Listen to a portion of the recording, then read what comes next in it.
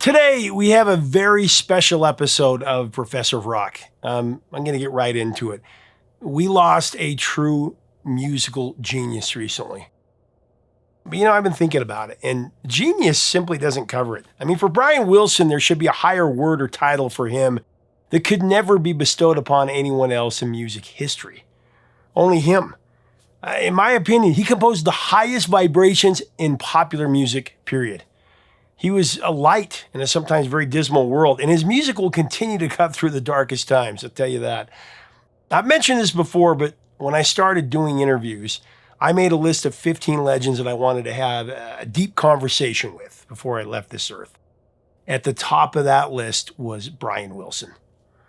I was dearly grateful that I was able to talk in depth with him several times, and I want to share some of those moments through his best songs. But first, I want to share something personal that I've not shared on this channel. One of the moments that I hold near and dear to my heart is the first time that I interviewed Brian. Now, I want to add that Brian has been my musical hero since I first heard Surfer Girl as a child. Like millions of others out there, I would discover Pet Sounds later on, and it would literally save me. My favorite album ever. How often does one get to express that to their hero, let alone actually meet them?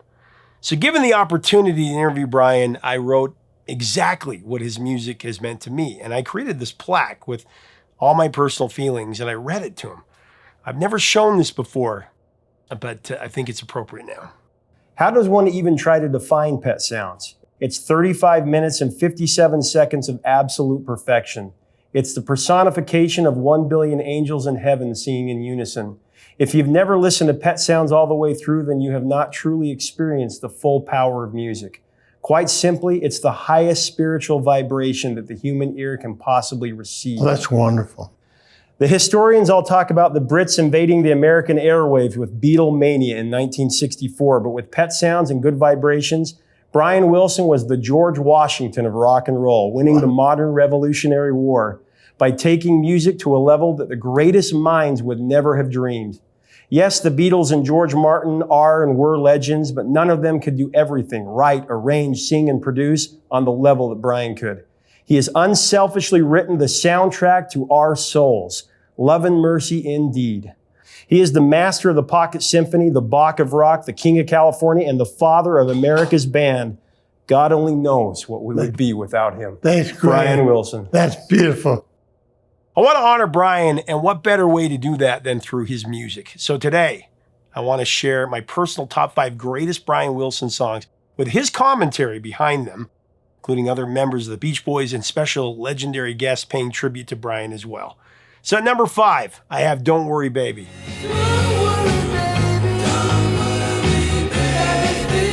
Don't Worry Baby was actually the B-side of I Get Around, which was the Beach Boys' first #1 hit. Don't Worry Baby, it got radio play due to its incredible pedigree of one of Brian's definitive vocals on it. Brian himself called it one of the Beach Boys' finest records. He wrote it with Roger Christian. It hit number 24. Here's Brian on the song. You kind of had that influence of Gershwin, Chuck Berry, the Four Freshmen. But tell me about when you first heard Be My Baby. Well, I had to pull over the side of the road. I could not believe what I was hearing. I never heard anything like it in my life. So I pulled over and listened to it, and I absolutely couldn't believe it. I was like flabbergasted. And that's when you were kind of heard that Phil Spector production. Right. The wall of sound, yeah. That's when I first heard it. Then I bought the record, Be My Baby, and I learned I listened for drum beats and guitars and pianos, and I learned how to combine one instrument with another to get a third sound, Piano, guitar, which makes one sound. Instead of piano and a guitar, it's piano and guitar. And that kind of inspired Don't Worry Baby, right? Right, that did inspire Don't Worry Baby. She told me, baby, when you wasted it, just take. At number 4, I have a song that's straight up magical. And it's one song that has an emotional element that I don't think even the Beatles equaled in the 60s. It's In My Room. Tell my secrets too. Written by Brian and Gary Usher from the Beach Boys' 1963 album Surfer Girl. This was also a B-side. It was a B-side to Be True to Your School. And because of his heart-wrenching arrangement And it's very spiritual vocal. It became a hit. It went to number 23. Speaking of the Beatles, I'm going to go on a little tangent here for a minute. In my opinion, the Beatles are the greatest band in history. But the Beatles had multiple geniuses and a genius producer. It took 5 to do what Brian did all himself. Think about that for a minute. Here's what Brian said about In My Room, as well as a special guest. In My Room, one of my favorite songs. In My Room came so quick. There's a world where Me and a guy named Gary Usher, he and I wrote In My Room. The rest is what it was. I taught it to my brothers, and Mike, and they said, Brian, this is a really pretty song. I said, thank you, guys, thank you.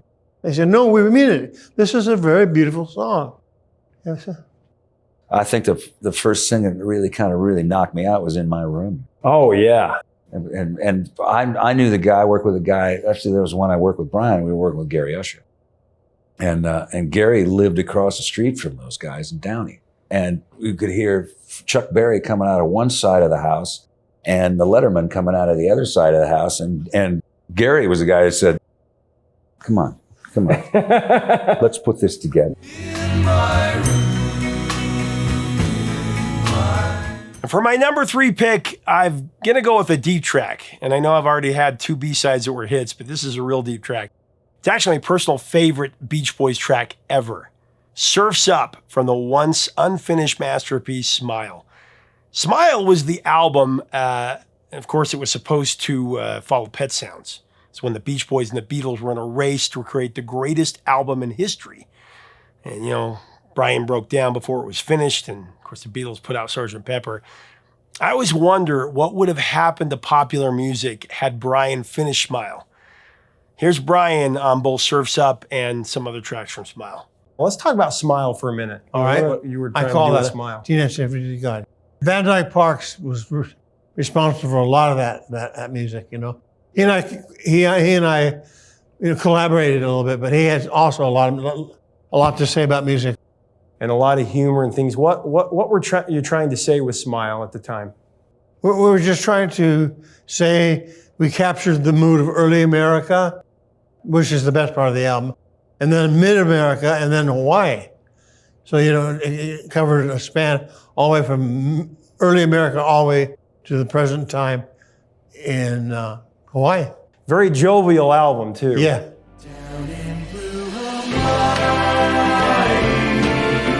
First movement, Our Prayer. Tell me about that song. Our Prayer? Yeah, how did that come I together? wrote that a while before I met Van Dyke. And he said, let's put that right in the front of And you start the concert off with it as well. I would like to offer the world a little prayer. This beautiful blend of those harmonies. Thank you. Heroes and Villains. I've been in this town so long that back in the city I've been taken for lost. Do you remember what inspired I wrote that with Van Dyke in 1964. We had a sandbox in one of my rooms, and we took our shoes and socks off and rolled up our pants, and we put our feet in the sand, and we were actually on the beach in our minds. So we wrote a song called Heroes and Villains, which no one could have ever written.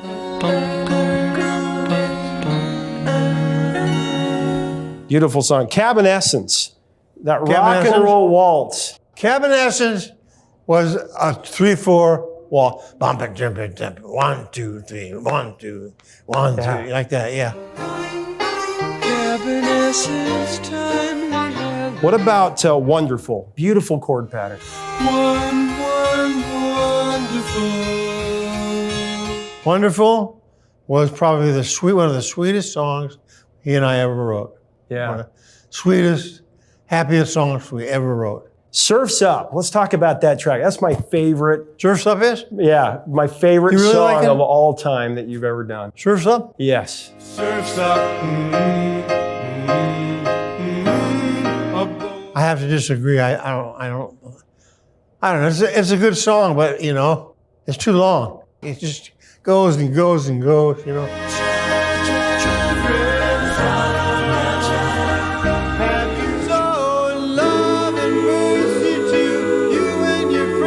And then 37 years later, you got to release it. Right. And I got to tell you, Brian, this is the most anticipation I ever had for an album ever. You know, just a great record. Thank you for finishing this. You're Such a very beautiful, welcome. beautiful record.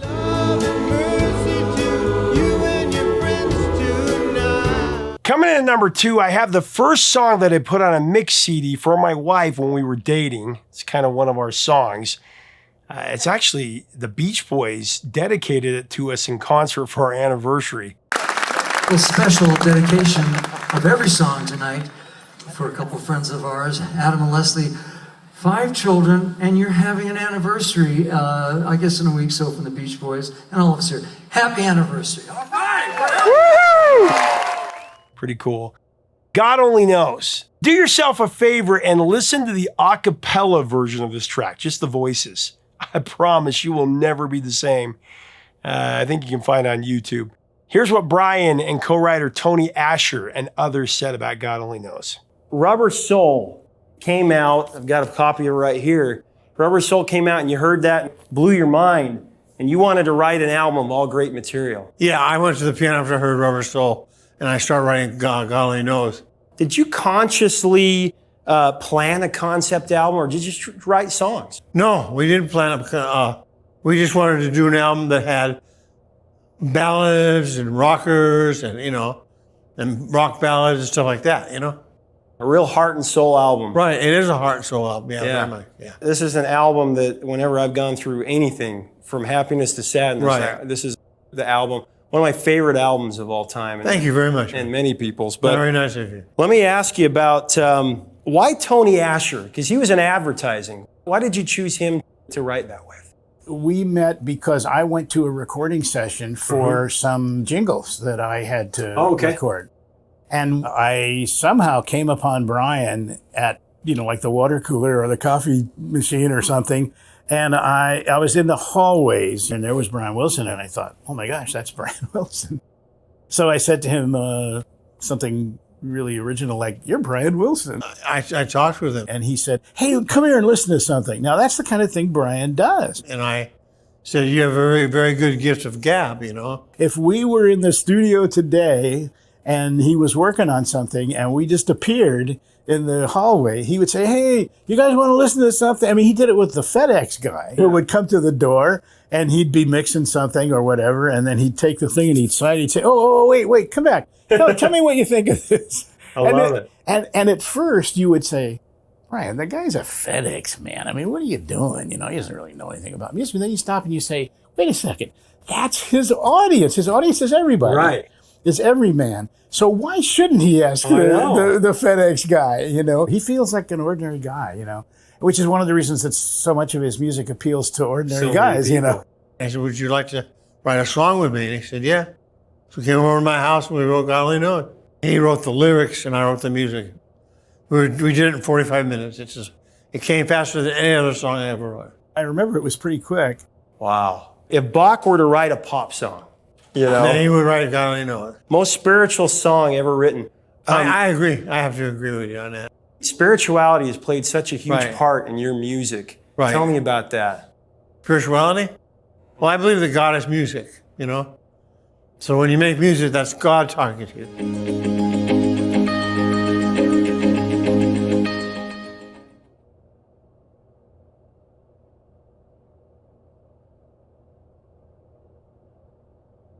We spent some time talking about the word God, and can you write a song about, and as I think back, I think, well, of course, what was the discussion about? But then I realized, actually, if you go back to songs of that period and listen to what was going on, it wasn't... God was never mentioned in it. I mean, unless it was God Pop Bless song. America. Everybody talks about God Bless America, So that was the only, place where somebody was using it. Yeah. And then we talked about, we had some laughs because I said, do you want to call it Gosh Only Knows? I don't think we can do that, Yeah. And then we said, so what could we do if we absolutely had to? We were serious about thinking that the label might say, hey guys, we can't put that up there. So what would we do? And so we said, well, because we really liked the song, and we would talk about it, that, and I said, well, I don't know. I guess we could rewrite it, but I don't know that there's a substitute for those words. I mean, there really isn't.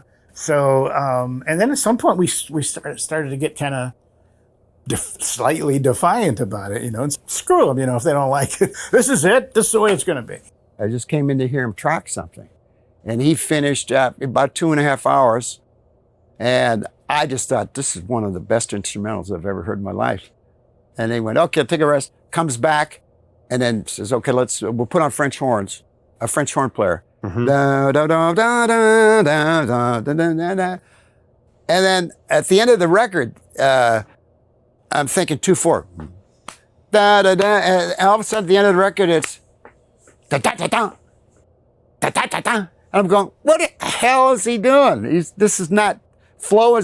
I didn't know they had God only know, all these voices wrapped around it. I didn't even know the melody was there or anything. The pinnacle of Carl singing. Why did you choose Carl instead of your own voice? Do you remember? On God Only Knows, because I wanted him to have a chance to sing. I liked his voice, and he had a turn. I gave him his big turn, for singing. Yeah. And he sang that beautifully. God only knows what I'd be without you. Carl is wonderful, a sweetheart. He had a great pure sound up top too. But he basically did Brian. He covered Brian. Nothing to me, so what good would living do me? And at number one, it's no surprise, Good Vibrations, the Beach Boys' #1 hit from 1966. Possibly the greatest composition of the 20th century, the Pocket Symphony. Here's a host of legends, as well as Brian Wilson himself, on its impact and its creation. I hear the sound of a gentle You released one of the greatest albums of all time and then one of the greatest singles back to back. Good Vibrations. Yeah, amazing. Good Vibrations was inspired by Mike. I played, boom, boom, boom, boom, boom, boom, boom, boom, boom.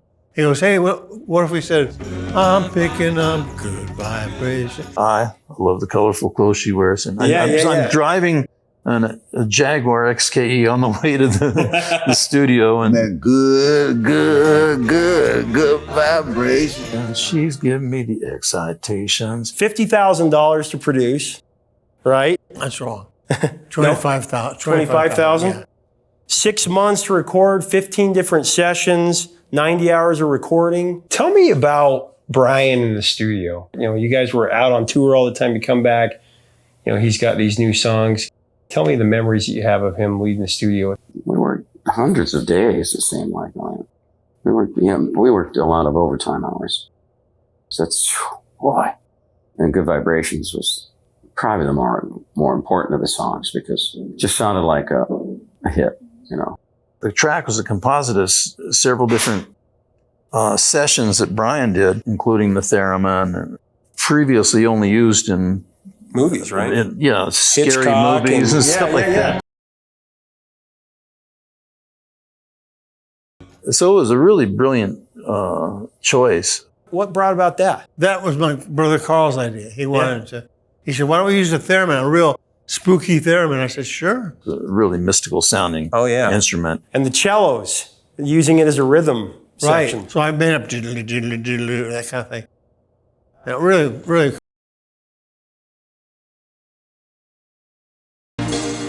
The bass was going. Right. So I came up with that. I'm picking up Good Vibrations. She's giving me the excitations to go with the bass line on the chorus. Right. And so Brian did a brilliant job of the structuring the harmonies, as he always does. And then there's the spontaneity of the lyrics and the hooks and the concepts that come to life just in the moment, inspired by the track.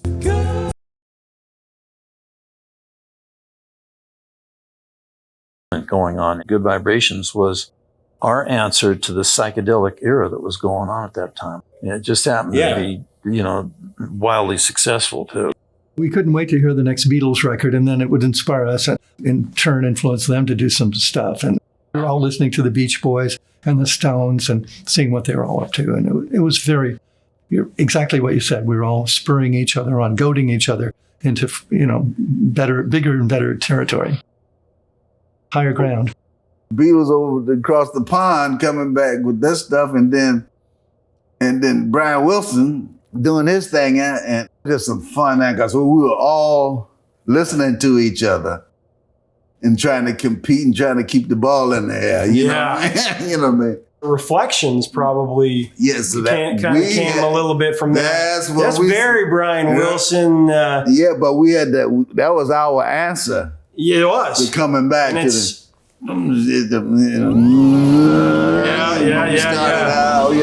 I'm sure he heard that and went, oh man, you know, I mean. But it was fun. Reflections of the way life used to be.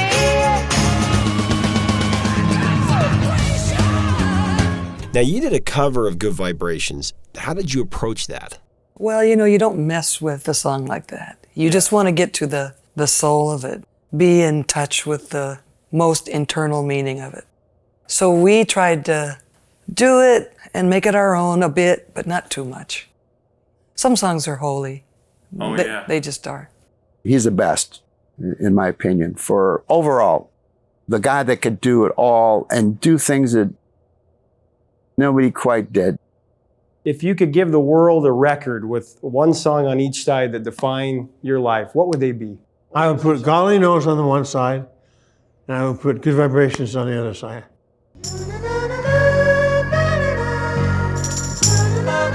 You know, years ago, we did an hour-long documentary about Brian Wilson, covering his entire career with all my interviews with him and dozens of other legends celebrating his genius.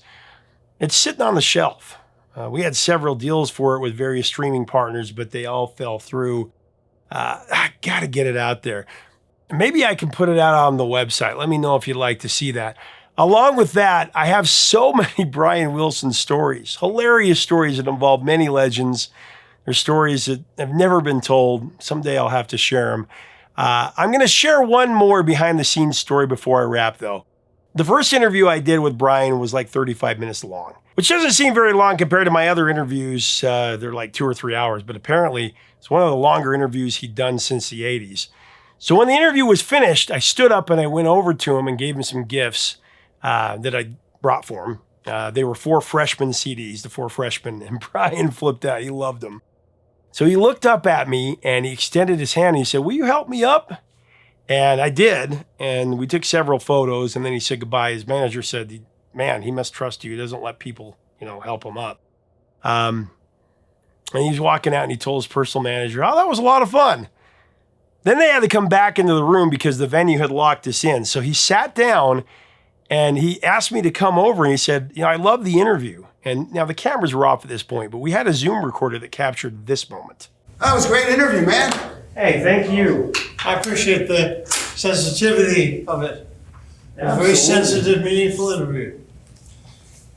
Very, very nice. You were very sensitive to what I like. To this day, being called sensitive by Brian Wilson, the most sensitive soul in music, is one of my favorite moments of my career. Yeah, I love Brian Wilson.